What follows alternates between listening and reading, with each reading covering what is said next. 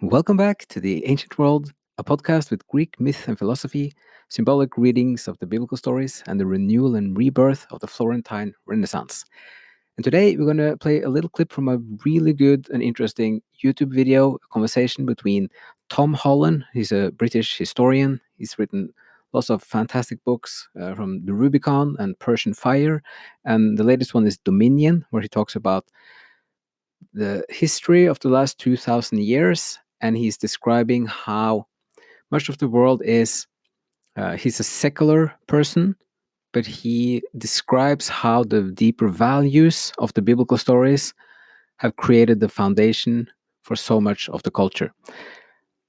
And this is something that he has arrived on after over 20 years as an historian. And he's talking then with a pastor in California, whose name is Paul Vanderklay. And I'm going to play a little clip now, and then we're going to talk about it afterwards. This is about 4 minutes where Holland talks about his own personal journey through his research and how this has changed his view on things, and especially this separation of or the way that we understand words like religion today, which is problematic in many ways, and which is also the same thing that we have been discovering here when we look into more of the early church founders and also the kind of the more spiritual philosophy of the earlier Greeks, the first few centuries AD, that there's much more of an overlap and there's much more of a variety in how to think about this, and also from a rational, secular, intellectual perspective or approach. It's also full of substance and wisdom, and there's an immense wealth there that you can enjoy and embrace or learn from, also purely from a secular standpoint. So now we're going to listen to Tom Holland. I mean, I'm talking personally here. I'm not, giving a kind of cool, measured analysis of Christian history, which is what I try to do in Dominion. It's speaking personally. What I found in researching the book, the more I read it, the more kind of animating I found it, was a sense of how kind of radiantly potent Christian theology was. And it's not surprising that I should have done, because of course this is the most successful way for explaining humanity's relationship to the universe that has ever been devised. And it's been framed by some of the greatest philosophers and artists and poets. And what I felt was that things that I had been taught as a child at church, the things you had to do, I'd just been told why you had to do them as rules. And I kind of respect them. I'm sufficiently the child of my childhood that I tend to live by them. But I didn't have a real sense of why, what the kind of impulses were for these ways of seeing it, and therefore I didn't really have a sense of how strange they were and how distinctive and how contingent. And the more I kind of washed myself in the kind of the radiance of this astonishing tradition, this astonishing way of seeing the world, the more these kind of the more these assumptions came to life for me. And I think that's both a challenge and an opportunity for people who want to teach that this is all true, who want to say this is all absolutely true, because in a way we're simultaneously too familiar with the Christian story, and so we've become anesthetized to the sense of the weirdness of it. But at the same time, we've bled it of a sense of the strangeness. So it's simultaneously, we've we've lost the sense of it's familiar to us, but at the same time we've lost the sense of how we don't really understand it. It's simultaneously familiar and strange. And this is why I found writing the book such a kind of transfigurative personal experience, was that I found, now I understand stuff. And the more I look at it, and it's not like it's all kind of a positive. There are kind of incredible, it's kind of quite frightening as well, a lot of it.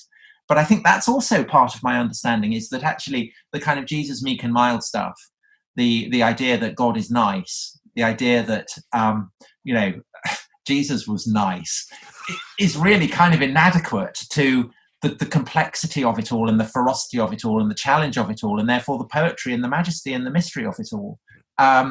And it kind of, I'm still very much in the process of synthesizing all this. But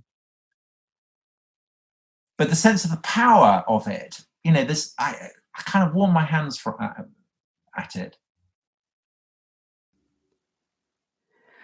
So this is just 4 minutes. The whole talk is almost 2 hours.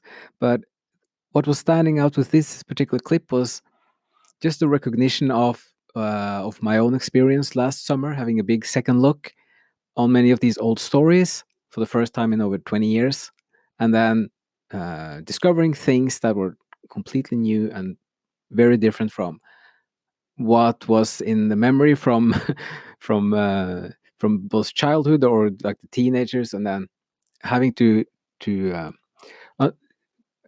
get a different approach or a different understanding of what this really is about, still from a secular point of view. And Holland talks also about, like, when he says that if you understand one part, if you untangle a little bit some misunderstandings, then suddenly it makes more sense. It also helped a lot to go through the Paradise with Dante, as he also largely is he's building in some ways a secular framework to try to understand the symbolism, but also to understand the wisdom and the beauty. And it never goes into this that you have to just believe something. It's all within a framework, and it's helpful, and it's also practical.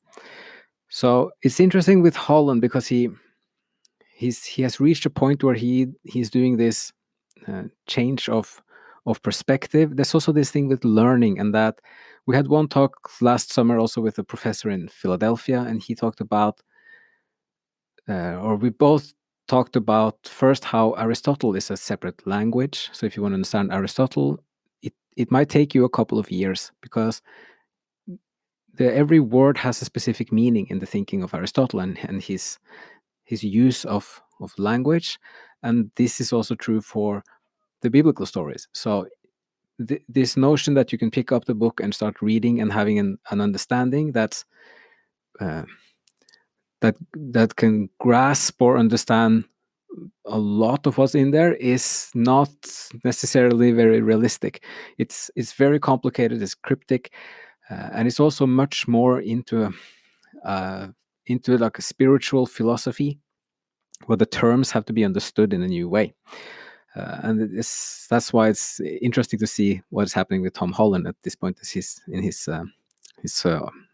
writing journey or authorship at large. So the whole talk is really interesting. We'd also say that it's clarifying. So he brings in other topics as well, like the Persian and Cyrus and Darius, and like Cyrus as the founder of the Persian Empire, and how this is influencing both biblical stories and the Greek tradition, the Greek philosophy, or like the stories, which is another like way of synthesizing, as he talks about towards the end here of this clip. So just wanted to have this as a short plug for the video. I hope as many of you as possible gives it a look, and we're going to wrap it up here for this little clip, YouTube clip tip. And also we want to say another warm welcome to our new Patreon supporters. So we're now doing more there. We set it up, and we also set up the Discord group forum for those who become subscribers to the Patreon. And we're going to do more of that as well. And now the community is starting to grow, so this is very, very encouraging, and that would also give us much more new ideas and new things to talk about and to look into further. So maybe just add as a final thought here that how it would be interesting if Tom Holland now also goes further into many of the church founders, the first few centuries, and finds a way to reestablish things. He does mention in the interview that there is something about the branches of Christianity in Europe that when people who grow up with a Protestant background, that when they do have a second look, they tend to drift more towards the long traditions of Catholicism or Orthodoxy, and at least in the perspective of finding things to read and to finding deep thinkers and inspiring thinkers, and having more of the sense of the joy and the energy and the brightness and the beauty that you can experience now, that there seems to be an abundance of that in the Orthodox and also in much of the Catholic. That is a bit of a surprise when you see it for the first time. So we're going to let that be the last thought for this episode. And as always, thank you so much for listening, and see you again soon here at the Ancient World podcast.